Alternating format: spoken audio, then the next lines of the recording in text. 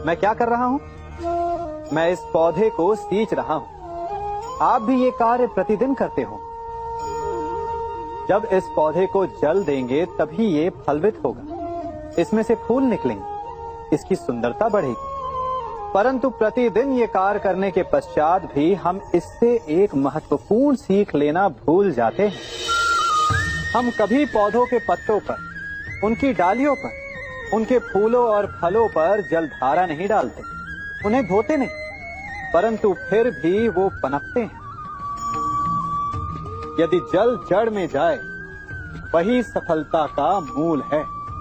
यदि आप एक बार में अनेक कार्य करने जाएंगे तो आपको एक कार्य में भी सफलता नहीं मिलेगी, परंतु यदि आप बुद्धिमता से, दृढ़ मन से एक कार्य साधेंगे तो एकाएक स्वतः ही सारे कार्य सध जाएंगे। जो आपका मूल है, जहां से आपको सिंचाई मिल रही है, यदि आपने उसी जड़ को छोड़ दिया तो एक सूखे पौधे की भांति आप भी सूख कर गिर जाएंगे और अंततः अपना अस्तित्व खो बैठेंगे। कभी कभी हमें लगता है कि हमारे अपने, हमारे हितैषी, हमारे माता पिता को हमारे मन की बात ही नहीं समझ आ रही, जैसे उन्हें हमारे हर कार्य में, हर निर्णय में खोट दिखाई दे रहा हो। और ऐसे में हम कर बैठते हैं विद्रोह। ऐसी अवस्था में हमें वही अच्छा लगने लगता है जो हमारी मन की बातों का समर्थन करे। हम उसे ही अपना हितैषी समझ लेते हैं। परंतु जो आपसे मीठी बातें कर रहा हो वो आपका हितैषी है, ये आवश्यक नहीं। कुछ विषैले फूल बड़े सुंदर दिखते हैं, कुछ विषैले फल असाधारण रूप से बड़े स्वादिष्ट होते हैं, और ये भी आवश्यक नहीं कि हमारे रोगों का निदान करने वाली औषधि सदा मीठी हो।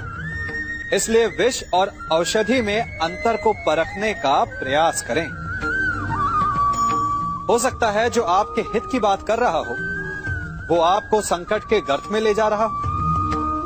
बात बात पर आवेश में ना आए। हो सकता है कि आपके माता पिता की कड़वी बातों में आपका ही हित छिपा हो। और माता पिता को भी प्रयास करना चाहिए कि यदि उनकी संतान अनुचित निर्णय ले रही है तो उसके अनुचित होने का भान प्रेम से करवाएं, दबाव और शासन से नहीं। क्योंकि कभी कभी कटु शब्द और कटु वचन अनुचित निर्णय को और पक्का कर देता है। जीवन में सभी केवल सफल होना चाहते हैं, केवल विजय चाहते हैं। कोई भी पराजित नहीं होना चाहता, कोई भी असफल नहीं होना चाहता, कोई भी नहीं चाहता कि उसके प्रयास व्यर्थ जाएं। यदि एक दृष्टिकोण से देखा जाए तो ये उचित भी है, परंतु असफलता में भी एक अच्छी बात छिपी होती है। कैसे? मैं बताता हूं। सफलता आपका परिचय संसार को देती है। विजय के पश्चात संसार आपको जानने लगता है, और असफलता आपका परिचय संसार से करवाती है। पराजय के पश्चात आप अपने जीवन को जानने लगते हैं। इसलिए सफलता और असफलता से घबराए नहीं। यदि आपकी सोच सकारात्मक रहेगी तो यही असफलता, यही पराजय आपको और अधिक शक्तिशाली बनाकर प्रस्तुत करेगी और जीवन में विजयी बनाएगी। से ये सृष्टि बनी है। नदी की धारा और चट्टान के मध्य सदा संघर्ष रहा है, परंतु हर बार चट्टान की कठोरता को हारना पड़ता है, और नदी की धारा कोमल होते हुए भी कठोर चट्टान को काट देती है। कभी सोचा है क्यों चट्टान इतनी कठोर और जल इतना कोमल, चट्टान इतनी दृढ़ और जल इतना लचीला, फिर भी सदा जल कठोर चट्टानों के मध्य से अपना मार्ग बना ही लेती है? कारण केवल एक है, और वो है लगातार चलने की क्षमता। जल बढ़ता रहता है, चट्टान अडिग रहती है। इसी कारण जल चट्टान को काटकर मार्ग बना लेता है। इसलिए लगातार चलते रहिए, रुकिए मत। क्योंकि चट्टान जैसी हर समस्या को आप भी जल की तरह काट सकते हैं। हम सब शीघ्र ही सफलता चाहते हैं, ढेर सारी संपत्ति और सुख चाहते हैं, और ऐसे में कई बार हम छोटे मार्गों का चयन कर लेते हैं, वो मार्ग जिनमें परिश्रम नहीं होता, जिनमें होता है तो केवल छल, कुटिलता और भाग्य का सहारा। जैसे कि जुआ। कोई जुए के खेल में धन लगाता है, कोई दांव लगाता है, और ये भूल जाता है कि जुआ ऐसा दलदल है कि जिसमें एक बार गिरे तो सर्वनाश से पहले निकलना असंभव है। यदि आप जीते तो और जीतने की भूख बढ़ जाएगी, और यदि आप कुछ हार बैठे तो उसे पुनः पाने के लिए आप फिर से खेलेंगे। मनुष्य को ये आभास ही नहीं होता कि अपनी संपत्ति के साथ साथ वो अपनी मानवता, अपने संस्कार, अपना धर्म और अपना उत्तरदायित्व तक सभी जुए की भेंट चढ़ा देता है। इसलिए कुछ पाना है तो परिश्रम से पाओ। यदि कुछ जुए में जीता तो वो उतना शीघ्र ही खो दोगे, क्योंकि उसे परिश्रम से पाया नहीं गया है, और उसकी रक्षा करने के लिए आपके मन में स्वाभाविक प्रयास भी नहीं होंगे। हम सभी बचपन से ये सुनते आए हैं कि अच्छे मित्र हमारे जीवन को पूर्णतः परिवर्तित कर सकते हैं, है ना? अच्छे मित्र, परंतु कौन? जिनसे आप प्रश्न पूछें और वो मित्र बिना किसी पक्षपात के, भय रहित होकर, बिना किसी लालच के आपको उचित उत्तर दे। परंतु सबके समक्ष ये समस्या आ जाती है कि आज के समय में ऐसे मित्र मिलना दुर्लभ है, वो तो होते ही नहीं। परंतु मैं आपको एक बात बताता हूं, हम सब के पास एक ऐसा मित्र होता है, बस हम उसे पहचान ही नहीं पाते। वो है दर्पण। दर्पण के समक्ष खड़े होकर आप स्वयं से पूछिए कि यदि आज आपका अंतिम दिन होता तो क्या आप वही करते जो आप कर रहे थे?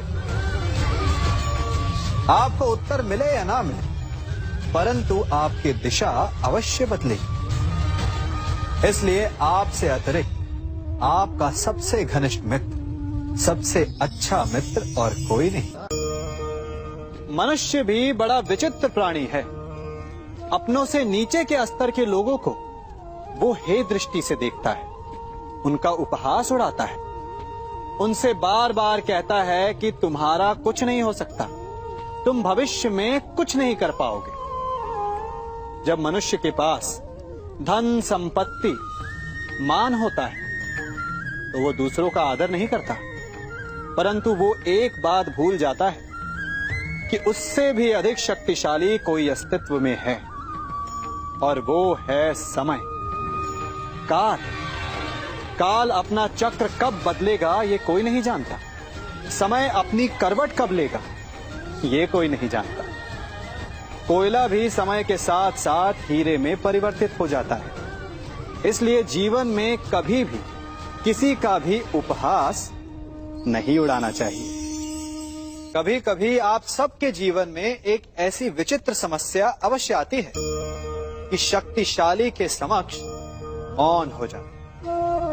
कि उस शक्तिशाली से विवाद करने से बचने के लिए आप मौन रह जाते। मानता हूं ऐसा करने से आप एक विवाद से बच जाते, एक संघर्ष से बच जाते, परंतु ऐसा बचाव एक बड़े संघर्ष को जन्म दे देता है। कैसे?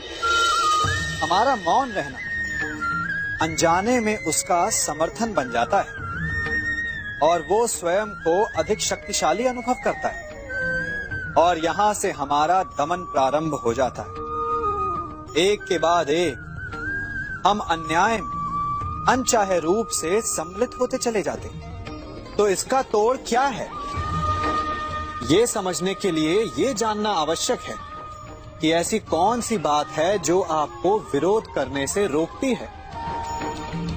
ये सामने वाले की शक्ति नहीं जो आपको रोकती है, ये आपके भीतर छिपा भय है जो आपको रोकता है। हाँ, कभी कभी भय आपकी सुरक्षा अवश्य कर सकता है, परंतु साथ साथ ये भी जानना आवश्यक है कि ये भय ही है जो आपको मौन भी रखता है। इसलिए अपने मन से भय को निकालिए और खुलकर अनीति का, अन्याय का विरोध कीजिए और फिर देखिएगा आपका मन कितना मुक्त, कितना हल्का अनुभव करेगा।